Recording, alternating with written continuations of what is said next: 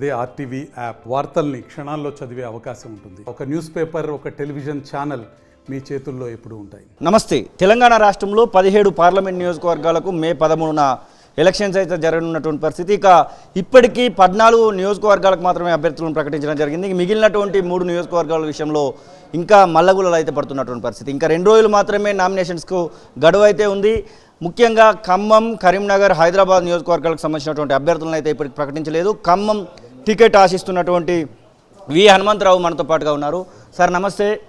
అసలు ఖమ్మం టికెట్ మీరు అడుగుతున్నారు, హైకమాండ్కి ఏమన్నా మీ యొక్క ఉద్దేశాన్ని తెలియజేశారా? చూడండి, నేను ఇప్పటి నుంచి కాదు 2019 నుంచి అడుగుతున్నా. దానికి కారణం ఏంటంటే రాజీవ్ గాంధీ గారు ప్రధానమంత్రి ఉన్నప్పుడు 2 సార్లు ట్రైబల్ ఏరియాలు వచ్చిండు. అదేవిధంగా ఫ్లడ్ ఎఫెక్టెడ్ అయితే ప్రధానమంత్రికి వచ్చాడు. అప్పుడు ఎన్టీ రామారావు గారు ముఖ్యమంత్రి, వెంగళరావు పిసిసి. అప్పటి నుంచి నాకు ఒక ఆలోచన, రాజీవ్ గాంధీ ఆలోచనను ఆ ప్రాంతంలో ఆయన ఐడియాలజీని ఇంప్లిమెంట్ చేయాలని తిరుగుతున్నా. ఈ స్టెప్ ఒకటి చేస్తా అంతే. అదే కాకుండా ఆల్రెడీ ఆడ 7 సీట్లు ఉంటే 4 సీట్లు ఎస్సీ ఎస్టీలకు పోయినాయి. మిగిలిన జనరల్ 3 ఉండే, 3 కూడా అగ్రకులాలకు పోయింది. మరి మీది నుంచి రేణుకా చౌదరి కూడా ఒక రాజ్యసభ ఇప్పుడు న్యాయంగా అయితే ఒక బీసీకి ఇవ్వాలి అనేదే నా ఉద్దేశం. వారు ఇస్తే మంచిదే, వాళ్ళు ఆలోచన చేయాలి. ఎందుకంటే రాహుల్ గాంధీ గారు పొద్దున్న లేస్తే ఏది ఓబీసీల గురించి కులంగానే అంటున్నాడు, జిత్తున ఇచ్చేదారి ఉత్తి భాగీదారి అంటున్నాడు.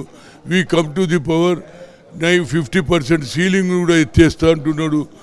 అదే 90 మంది ఉన్నటువంటి అఫీషియల్లో 3 ఉన్నారు బీసీలు అంటున్నారు. ఇవన్నీ ఉంటున్నారు కనుక వాళ్ళలో కూడా ఒక ఆలోచన రావాలని కోరుతున్నా. సోనియా గాంధీకి అయినా కానివ్వండి, రాహుల్ గాంధీకి అయినా ఏమన్నా మీరు లెటర్ రూపకంగా తెలియజేయడం అలాంటివి ఏమైనా జరిగాయా? వాళ్ళ నుంచి ఏమైనా రిప్లై వచ్చిందా? అసలు అదే రిప్లై ఇచ్చిండ్రు, నేను చూపించిన ఆల్రెడీ.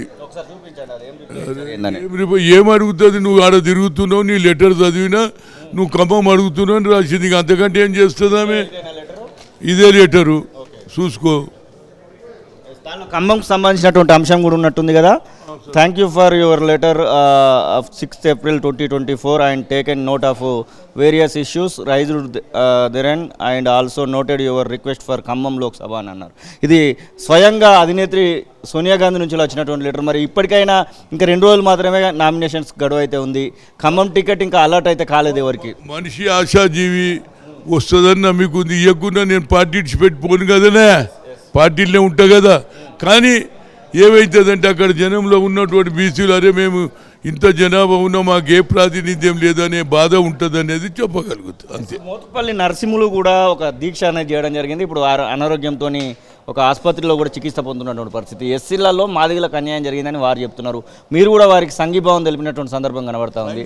నేను ఒకటే చెప్పిన, ఎందుకే బాబు ఏదైనా ఉంటే మాట్లాడదామంటే వాళ్ళు ఏమంటారంటే ఇక్కడ మెజార్టీ ఉన్నది, మాకు మాదిగలకి ఇయ్యలేదంటారు. ఆయన అంటే నేను ఒక మాదిగకి, అనే మాదిగ కాదని అంటారు. అది ఎవరు చెప్పాలి దానికి?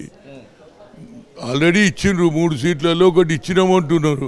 ఆయన మాదిగనే కాదంటే అది నేనెవరు ఎంక్వైరీ చేస్తేందుకు, వాళ్ళు ఆలోచన చేయాలి అనేది. అయినా వాళ్ళు కూడా బాధపడతారని పోయి ఒక సీనియర్ నాయకుడిగా నా డ్యూటీ నేను చేసినది. 14 నియోజకవర్గాలకు ఇప్పటి వరకు అయితే అభ్యర్థులను ప్రకటించారు. ఈ 14 నియోజకవర్గాల విషయంలో ఎట్లా అనిపిస్తుంది? సామాజిక న్యాయం ఇక్కడ నడుస్తుందా అసలు? చూడండి, కొన్ని దగ్గర ఇచ్చారు, కొన్ని దగ్గర వీకర్ సెక్షన్ కూడా ఇచ్చారు. 3 సీట్లు ఇచ్చిండ్రు. తప్పనిసరిగా వాళ్ళు కూడా గెలవాలి. అదేవిధంగా అగ్రకులాలు ఎక్కడైతే ఇచ్చిండ్రో అందరిని గెలిపించే బాధ్యత. గతంలో నేను అసెంబ్లీ ఎన్నికల్లో కూడా అన్ని దగ్గర తిరిగినా, ఇప్పుడు కూడా తిరుగుతా.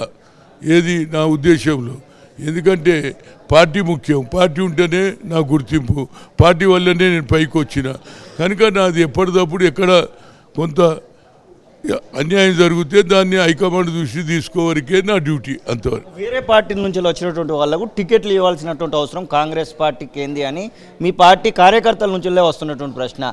అసలు అట్లా టికెట్లు ఎందుకు ఇవ్వాల్సి వచ్చింది? అటు సేవలు కానివ్వండి, ఇక్కడ ఉన్నటువంటి వరంగల్ అన్నాడు కదా శ్రీనివాసరెడ్డి, ఒకళ్ళు ప్రెస్లో చెప్పిండు అందరికీ ఇచ్చిరు అని చెప్పిండు. ఆయన అడుగు, నేను ఎందుకంటే నేను పార్టీలో మాజీ పిసిసి ప్రెసిడెంట్ కూడా ఏదైనా ఉంటే మీటింగ్లో మాట్లాడతా కానీ బయట మాట్లాడ.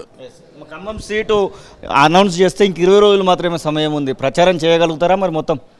చూడండి, నేను 7 ఏళ్ల నుంచి తిరుగుతున్నా, నాకు ప్రచారం అవసరం లేదు. హనుమంతరావు వచ్చిందంటే కార్యకర్తలు అందరూ జై జై జై కాంగ్రెస్ అంటారు. కాబట్టి నాకు ఒక అడ్వాంటేజ్ ఉన్నదని చెప్పగలుగుతాను. పిసిసి అధ్యక్షునికి చెప్పిరా మళ్ళీ ఈ విషయాన్ని? ఎందుకంటే ముందు నుంచి ఉండడం వేరు, ఎలక్షన్స్ టైంలో మీ యొక్క ప్రతిపాదన పెట్టడం వేరుగా. నేను ఎప్పటి నుంచో మీటింగ్లో మాట్లాడినా బయట మొదటి నుంచి మాట్లాడుతున్నా కదా.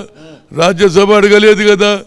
రాజ్యసభ అడిగినుంటే వస్తుండేనేమో, కానీ రాజ్యసభ అడగలే. నా ఉద్దేశం ఏంటంటే ఖమ్మంలో సేవ చేయాలి, రాజీవ్ గాంధీ ఆలోచనను ఐడియాలజీ ఇంప్లిమెంట్ చేయాలి. నేను ఒకటే అడుగుతున్నా, ఇస్తే మాత్రం తప్పనిసరిగా రాజీవ్ గాంధీ ఐడియాలజీని ఆడ ఇంప్లిమెంట్ చేయడానికి నా శాయశక్తిలో కృషి చేస్తా. అది పై మరిన్ని వీడియోస్ కోసం ఛానల్ ని సబ్స్క్రైబ్ చేయండి, లేటెస్ట్ అప్డేట్స్ కోసం వాట్సాప్ ఛానల్ ని ఫాలో చేయండి అండ్ లింక్ డిస్క్రిప్షన్ లో ఉంది.